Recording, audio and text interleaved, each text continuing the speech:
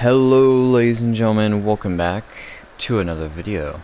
I'm going to be recording this for my TikTok. So I have Minecraft, as you can see I have vibrant visuals. So I wanted to share one of my build ideas with you all. So it all starts with this barrel. So if you have a sort of kingdom-like thing, oh yes, this is what we will need. So you'll need a blast furnace, some polished basalt, tough wall, cauldron, smooth stone lab, spruce fence, smooth stone, and stone brick wall. So, as I was explaining, have you ever needed some castle guards and you don't want to put a mob down and you don't want to make a big eccentric build or even just be lazy enough to just put an armor stand? Well, this is where I come in. So this is a easy build for a sort of guardsman type design. So cauldron will act as the legs. Then you're gonna want to put the basalt on the on the top here. So this will act as the torso. So then you're going to want to put the blast furnace on the top. Now it doesn't look like much right now, but let's just add in some arms, give him some shoulder pads, some armor. So as you can see, he's already looking pretty cool. But here is where his weapon comes in. So you're gonna want to put another wall. You can, put on either side, but I'll just put it on his right side. So that is where the spruce fence comes in. So the spruce fence is gonna act as the handle. Now you're probably wondering what the smooth stone and stone brick wall are for.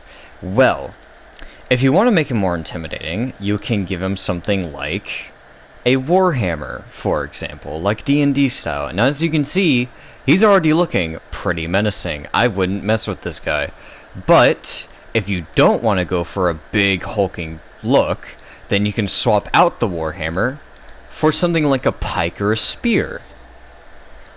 Now, I do hope you guys really enjoy this build. You can obviously, vary out the things. You can vary out the blocks and designs. But if you're looking for a good guard sort of build like this one, I highly recommend you use this type of build. If you want, you can always change out the basalt for something else to fit more with the stony type guy vibe. But nevertheless, here it is. I will do a jump cut and show some different versions. Okay, hello everyone, it's still nighttime.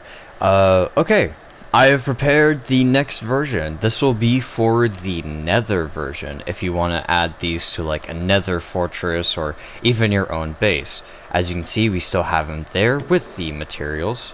Oh, I forgot, I will show this real quick.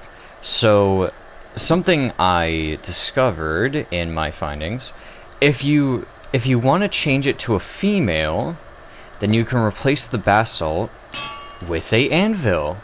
This will give them a sort of hourglass type shape if you want some female guards for some variety.